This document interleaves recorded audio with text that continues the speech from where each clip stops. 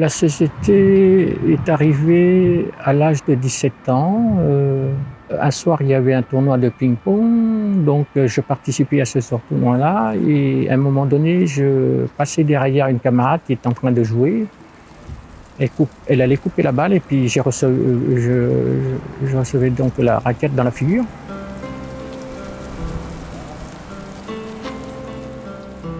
Sur le coup, je faisais pas attention parce que quand on est jeune, 17 ans, et qu'on est sportif, on fait des foot, etc., on a l'habitude de recevoir des coups. Donc je voyais des étoiles sur le coup, mais sans prêter attention. Et donc une fois arrivé chez l'ophtalmo, il m'a dit « Oh là là, en catastrophe, il faut absolument se faire hospitaliser parce que là, il s'agit d'un problème de déchirure suite à un décollement de la rétine des deux yeux. » Ça a été très dur parce qu'il a fallu se réadapter, à apprendre plein de choses de la vie, dans le quotidien, pour devenir autonome. Et ça n'a pas été facile quand on a eu 17 ans et que le problème survient comme ça. Il a fallu réapprendre à tout.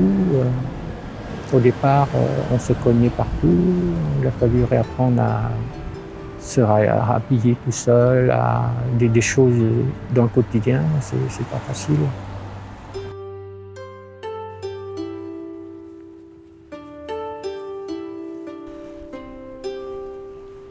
Je m'appelle Michel Pravon. Je suis père de 3 enfants.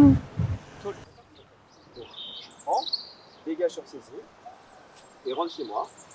Hop, coupi cassé, saisis les épaules, élévation du genou. C'est très bien.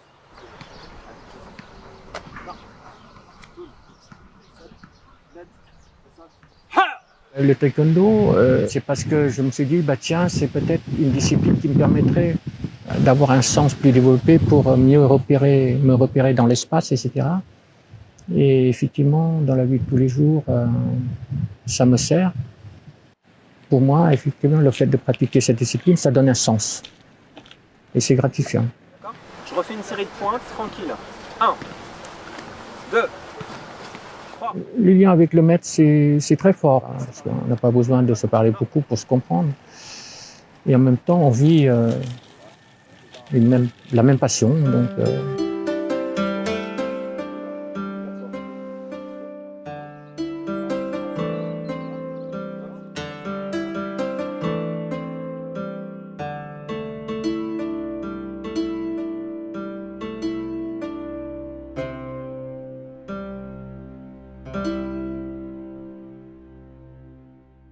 Moi, je m'appelle Sébastien Lé, je suis enseignant-chercheur à l'Agro de Rennes. Je travaille dans le domaine des statistiques et je suis surtout pratiquant d'arts martiaux et j'enseigne dans un club de taekwondo traditionnel.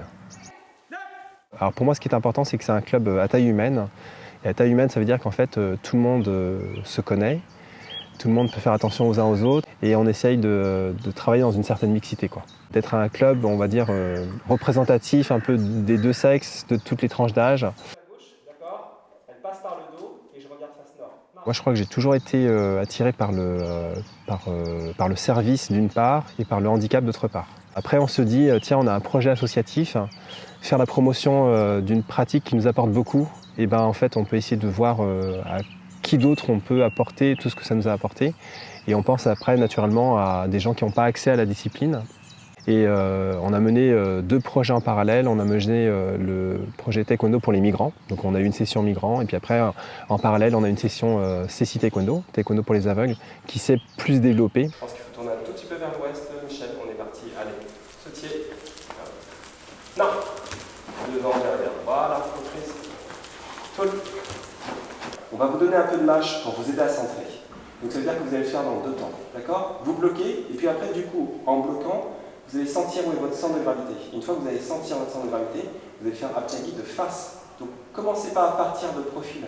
Donc le blocage vous permet de vous centrer par là. C'est toujours hyper stimulant parce qu'en fait on cherche à se comprendre et en fait on essaye de corriger les gens avec un vocabulaire qu'ils n'ont pas l'habitude d'entendre. Puis après, il n'y a aucune démonstration possible. Après, on a la chance de pouvoir beaucoup travaillé sur la verbalisation.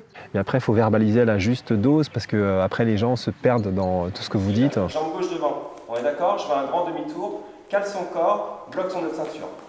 Boum! Ça, c'est bien. Donc au début, on a essayé d'imaginer des choses un peu farfelues, comme des... En fait, ils doivent apprendre des successions de mouvements, et donc on s'est dit, tiens, comment est-ce qu'on pourrait leur enseigner cette succession de mouvements, peut-être à travers une plaque en relief. Et donc on a pensé d'abord à une communication tactile, et puis après, on s'est dit, tiens, peut-être qu'on va essayer voilà, de communiquer de façon spécifique avec eux. Et maintenant, quand je donne cours, ce qui me semblait être spécifique à nos pratiquants de cécité taekwondo, en fait, je fais à peu près la même chose pour nos pratiquants voyants, quoi. C'est ça qui est assez génial, c'est-à-dire qu'en fait, on se dit, tiens, comment est-ce que je peux être plus efficace pour un type de personne, et finalement, tout le monde se rassemble dès lors que tout le monde se comprend, quoi. Grand demi-tour, jambe gauche est vers le nord, elle va vers le sud. C'est ça les grands demi-tours. On est d'accord? Les quarts de tour, c'est vers l'extérieur par rapport à la jambe avant, d'accord? Quart de tour, double coup de poing devant derrière, petit demi-tour, grand demi-tour, double blocage. Oui, oui, oui, non. Oui. Et bien on est parti, sautier. Quart de tour, non. Voilà, là on est bon. Quart de tour, tôle. Attention, grand demi-tour, non. Pouce, double blocage. Oui, c'est ça, Marie, c'est très bien. La spécificité de la chose, c'est qu'effectivement, déjà nous, lorsqu'on s'entraîne, on a un binôme.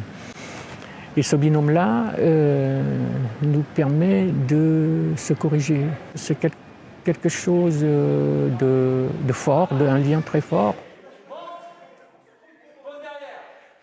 Repart, coup de poing, en haut, milieu.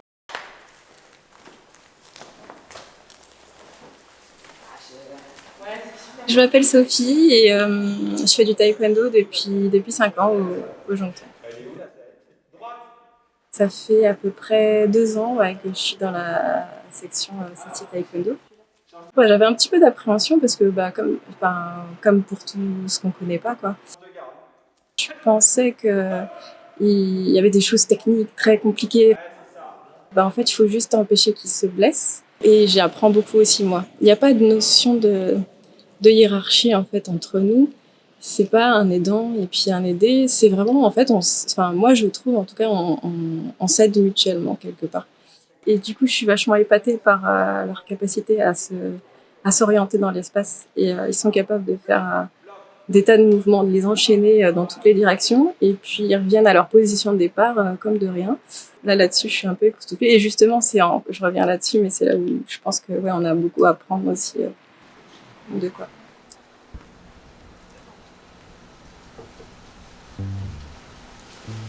Et à droite. Non, Pauline. Droite, ma grande.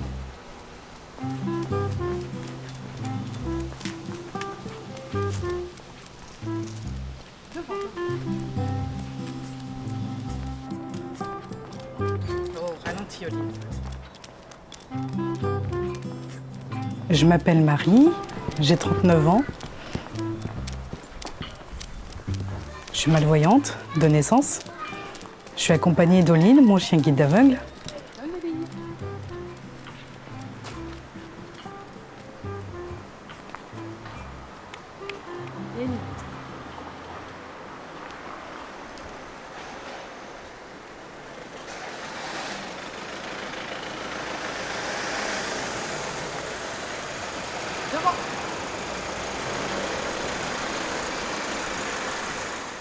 J'avais envie d'apprendre à faire du taekwondo, surtout pour avoir une posture plus positive, pour montrer aux gens que je suis confiante et que je suis une personne comme tout le monde et que je ne suis pas repliée sur moi-même.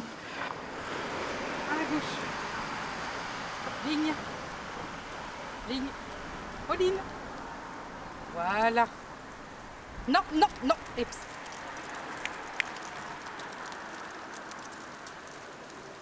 Devant. Peut-être que je me tiens plus droite qu'avant. J'essaye de regarder le plus possible les gens et droit devant moi.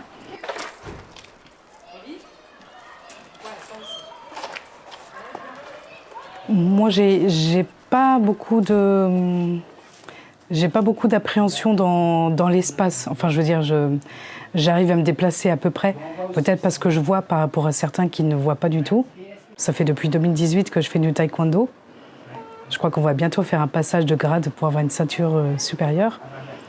Et ça, c'est chouette aussi, c'est une reconnaissance.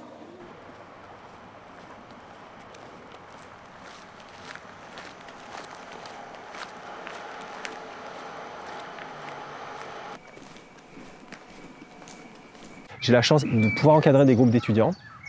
Et donc est venue la question un peu de la performance physique des gens, comment est-ce qu'on pouvait les aider à avoir plus de repères, à avoir plus d'équilibre, à mieux sentir la distance de leur corps par rapport à des murs. En fait, il faut faire tout à midi. Il faut savoir que pendant la période du confinement, on a continué les cours pour les aveugles. Donc on l'a fait à distance. Voilà. Et donc on les observait. Et je pense que du coup, se dire qu'un aveugle avec quelqu'un à distance éventuellement, mais en plus filmé par une caméra, parce que de toute façon il a été filmé par une webcam, eh ben, peut récupérer de l'information a posteriori, d'accord, de cette séance, ça peut être pas mal. Là où on doit corriger les non-voyants, c'est... Donc je m'appelle Louane Guillotel, j'effectue ici mon stage de fin de licence 3 MIH, donc mathématiques et informatique appliquées aux sciences humaines et sociales. Nous allons vous présenter le package que nous sommes en train de créer qui s'appelle MockupMiner et qui permet de faire une analyse des données de mouvement. Déjà, qu'est-ce que le mouvement? C'est un déplacement d'un corps par rapport à un point fixe, d'une part de l'espace et d'autre part à un moment déterminé. Ce sont les deux composantes à prendre en compte. L'objectif, c'était de filmer Gaëtan pour constituer notre base de données de référence avec des vidéos de qualité. On essaie d'identifier pour chaque mouvement une signature du mouvement qui soit caractéristique d'un certain coup de pied et qui permette de comparer de façon judicieuse une personne qui teste l'application et la référence qui est Gaëtan. La première étape, c'était à peu près bon, c'était le traitement des données, recueil des données. Maintenant, c'est vraiment, quand on a différentes vidéos, comment est-ce qu'on peut comparer les personnes vis-à-vis de Gaëtan, qui est la référence en fait. Et donc, pour ça, j'ai analysé la courbe de Gaëtan pour essayer d'identifier, pour l'apshagi, c'est-à-dire le coup de pied de face, les différentes phases qui permettaient de savoir si un coup de pied est correct ou non. Donc, la première phase, c'est l'impulsion, c'est le début de l'armement. Et j'ai représenté en pointillé la ligne qui désigne en fait le moment où le talon passe au-dessus du genou. C'est vraiment la signature du mouvement, c'est quand la jambe est tendue vers l'avant. Donc ça, c'est vraiment l'apshagi. Et ensuite, en fait, on refait le mouvement dans le sens inverse. C'est-à-dire que là, on revoit qu'on revient exactement au même endroit, avec la même posture. Et donc, on a conclu que pour qu'un coup de pied soit correct, il faut d'une part que la courbe soit symétrique. Là, on pourrait très bien placer un axe et on voit que finalement, l'aller et le retour du coup de pied sont corrects.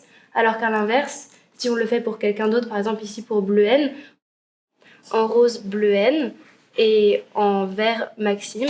Et donc là, ça saute directement aux yeux que la courbe bleu foncé, donc Gaëtan, est symétrique. Ça passe en dessous de la ligne en rouge pointillé, ça veut dire que son talon passe bien au-dessus de son genou à un moment donné, alors que pour Maxime et Bleu N, ce n'est pas le cas. Donc on peut en conclure que ce n'est pas vraiment ce qu'on attend d'un apshagi.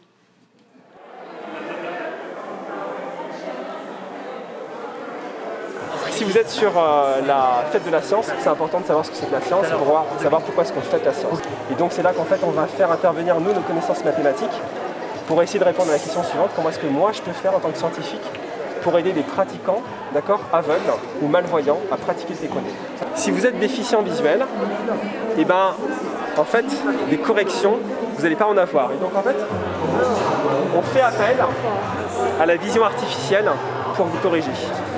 Et donc on va demander à l'ordinateur de vous observer, et on va demander à l'ordinateur d'analyser vos mouvements. Donc imaginons qu'on vous demande d'exécuter 3 coups de poing, niveau haut, niveau moyen, niveau bas. Vous allez les faire, la machine va récupérer la vidéo et elle va vous donner une note à la fin. Et c'est comme ça que nous, on se sert de la vision artificielle, d'accord, pour essayer de corriger les déficients visuels. Parce qu'à la fin, non seulement vous avez une note, mais en plus on vous dit, en fait, là le coup de poing il est trop haut, le coup de poing il est trop bas. Et donc il y a un petit commentaire sur vous en train de pratiquer. D'accord, ok. Et ça, vous l'avez déjà mis en place dans votre... Et bien ça, on est en train de le mettre en place, on est en train de le tester, on l'a présenté aujourd'hui. D'accord. Et après, on va encore le perfectionner. Et à terme, on aimerait bien que cet outil-là il puisse servir aux gens qu'on entraîne, à Gilles par exemple, et qu'il puisse savoir comment exactement se positionner quand il fait les coups de poing, les coups de pied, etc. Ok. Alors là, il se trouve que le taekwondo, c'est un moyen pédagogique que moi j'utilise parce que c'est le seul que je connaisse. On prend ce véhicule-là, mais dans le seul but de les rendre, mais sans prétention, on va dire, plus confiants dans leur rapport à l'espace, dans leur rapport à l'équilibre. Le fait d'avoir une posture différente, en fait, ça change votre rapport à l'autre. Et ça n'a pas été prouvé par moi, ça a été prouvé par tout un tas de psychologues cognitifs. Quand vous avez la posture, quand vous avez le sourire, quand vous avez l'ouverture des épaules, quand vous avez une certaine droiture dans la colonne vertébrale, et en fait, votre rapport au monde, il change, que vous le voyez ou non. Quand je dis que vous le voyez ou non, physiquement ou non, ça change. Et je pense que si on arrive à faire ça, je pense que c'est le début pour un rapport à l'autre qui est différent.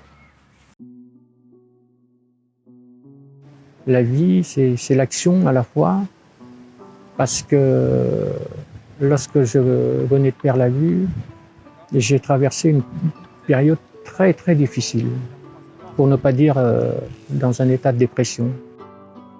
Je me dis, mais ma vie est foutue. Je suis maintenant une personne handicapée. Donc je ne pourrais plus faire grand-chose. Je ne pourrais plus faire des études, je ne pourrais plus avoir une famille. Personne ne voudrait de moi.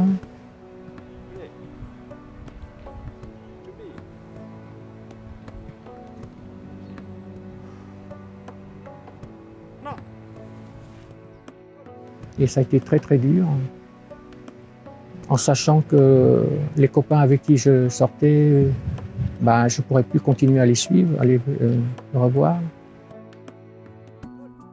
À un moment donné, il n'y a pas 36 solutions. Soit tu sombres dans le néant, soit tu te relèves. Donc voilà, j'ai choisi de me relever.